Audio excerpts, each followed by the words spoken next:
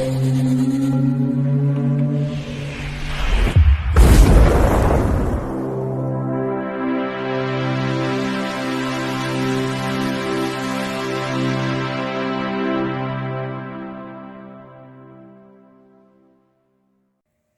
Bayek, it's me Ian. And in today's video, well, I'm continuing my series of looking at classic albums from my CD collection that I think are classic. Anyhow, this is Gorilla by Bonzo Dog Doodah Band from 1967. It's their debut album. Wow, yes. What can I say? This album is fantastic. It really is. It's one I've enjoyed so much over the years. Ever since I heard it, I just love it. And wow, it's great. So, let me give a bit of background to the Bonzos. They've gone under various names, how they were known as. Simply as the Bonzo Dog Band and the Bonzos, and as I say here, Bonzo Dog Doodah Band. Now, apparently, Vivian Stanshall, who was a lead vocalist, played the tuba, a multi-instrumentalist, met Rodney Slater, who was a saxophone clarinet player, Rodney Slater came from a traditional jazz band, and Stanshall Art School. So we've got interesting mixers already. And this happened in, as I say, 1962. And the name that they came about, they did using this Dadaist word game, which is this cut-up technique. Now, David Bowie, I know, used this. He said, particularly I remember in interviews, in writing some of his lyrics. Basically, you write words down, cut them up, and then move them around, and you start to make, patterns and words and lyrics together. And they did this to get their name, and that's where it came from. Now, Bonzo the dog was a popular British cartoon character created by George Studley in the 1920s. So we've got Stanshall and Slater, but the major important thing that really pushed things forward for them was meeting, well, Neil Innes. Neil Innes was a talented pianist and guitarist, and he was a songwriter as well. This was so important in pushing the group forward. Also, they met Roger Ruskin Spear, who was a saxophone player, and, interesting, Legs Larry Smith, who played the drums and did this tap dancing. Yes, the tap dancing. I had to get that in because it just shows you about the sort of vaudeville kind of aspect to them. And he used to do that when they were playing live, yes. Now, in April 1966, they got a record deal with Parlophone. And they started to move from jazz into more sort of rock area. Now, Paul McCartney asked them to appear in the Magical Mystery Tour film in 1967, and they performed Death Cab to Cutie, which was, amazing boost to get the Beatles, in Beatles film. Amazing. And then from this, they also were a resident band on Do Not Adjust Your Set.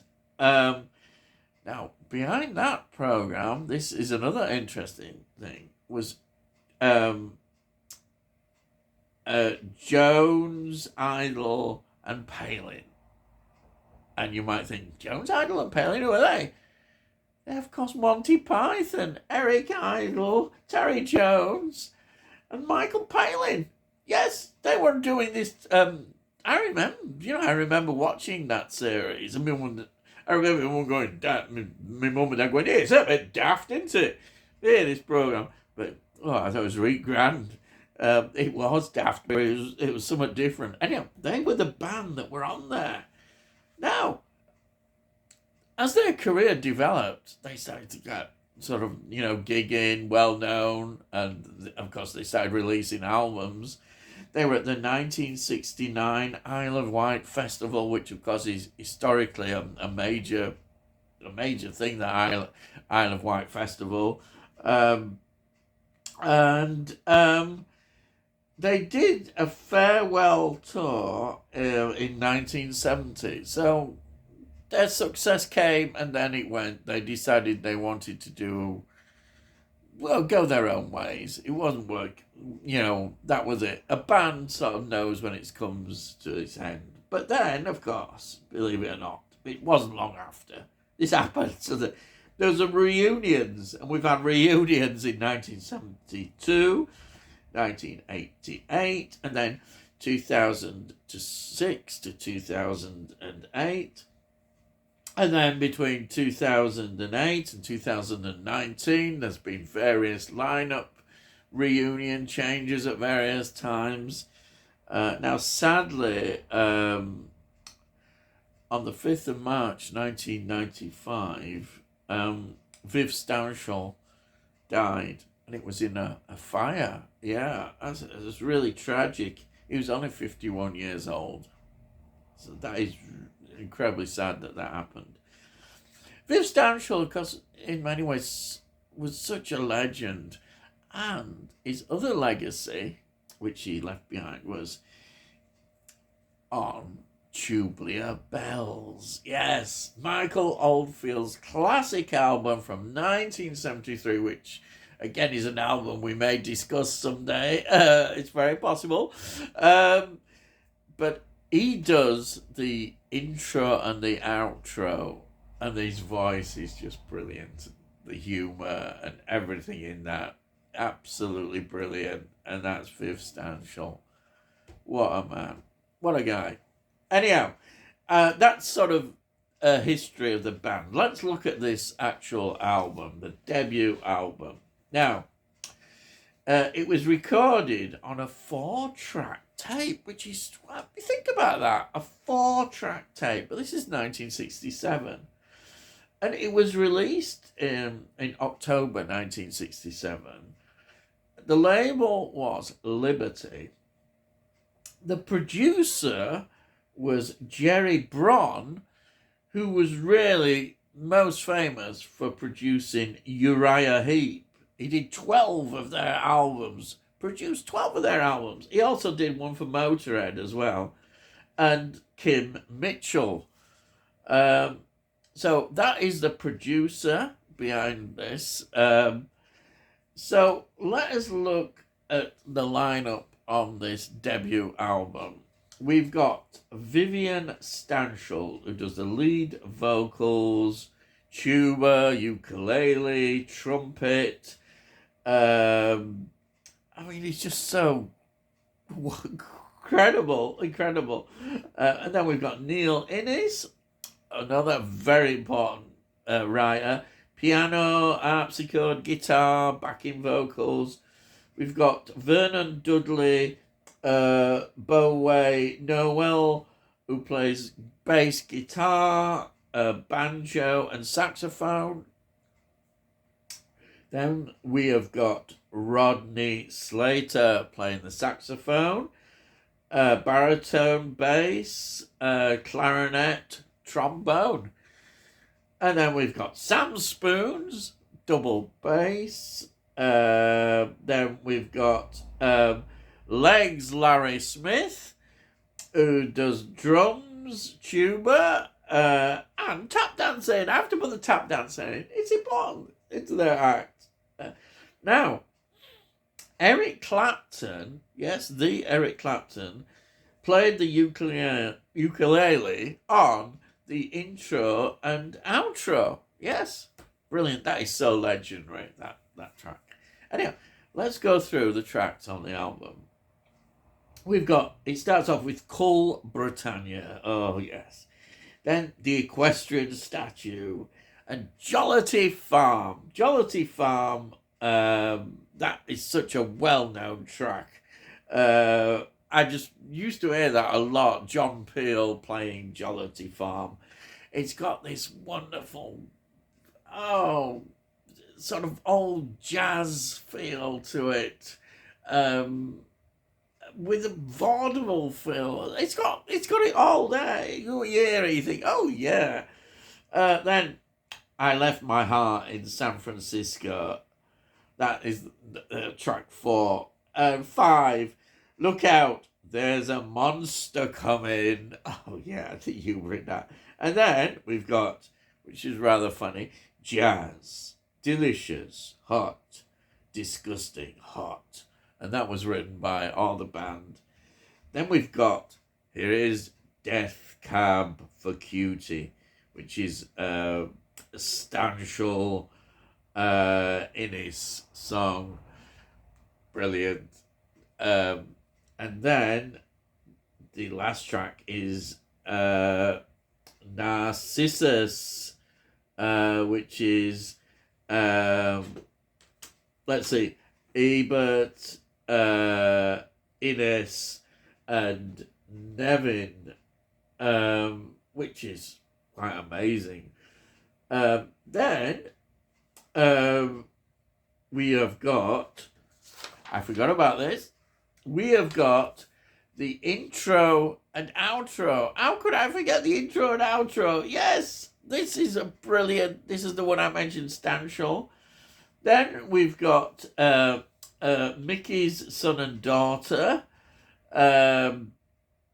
which is written by Ed Lebrona and Tommy Connor. Then we've got Big Shot, which is by Stanshall. Then we've got Music for the Head Ballet, which is by Neil Innes. Then we've got Piggyback Love, which is by Neil Innes. Then I'm Bored. That's, of course, Viv Stanshall. And then the classic, it's the very last track. It's called The Sound of Music. Oh, it is it's so funny. It's brilliant. That is credited as Oscar Hammerstein 2 and Richard Rogers. Yes, I think they're having a bit of a laugh there as well. Yeah, what a list of tracks there from this album. They are brilliant. They all have, I can hear, you can just hear it in my mind. There was the styles and the humour, it just still makes me smile and laugh. And interesting, Viv Stanshall does the sleeve notes, and the sleeve notes are dedicated to Kong. Must have been a great bloke. Haha, yes. Wonderful. Absolutely wonderful. Oh, yeah, what can you say? Now, when you look at Bonzos, they were quite remarkable, really. They did 6 studio albums. They had 11 singles. And there have been, this is amazing, 22 compilation albums, which includes box sets as well. What a history for this group. And as I've seen, they've had reunion tours and that, and various changes in lineups. But it's a rich history. There's only 6 studio albums. Fantastic. And I've got a really good compilation album It's got, I think it's the history of the Bonzos, which I think it's about 3 discs. Yeah, 3 discs long. It's wonderful. What can you say about them? They are fantastic.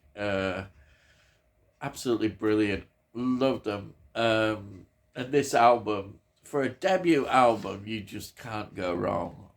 If you want to know the essence of the Bonzos, this album gives you it already. Some people say it's not their best album, even. Keynesian, they probably would say is the best album. I love this, though. And it has got so many good tracks on that.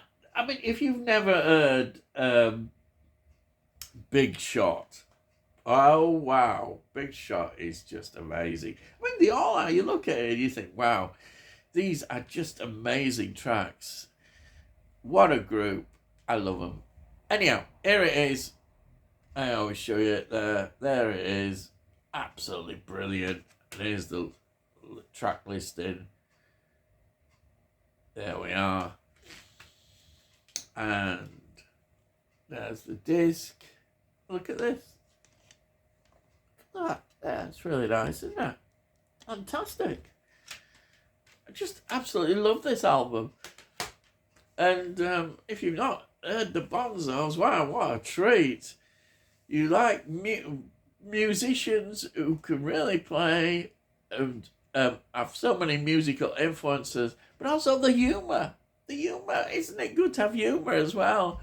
Satire, fantastic.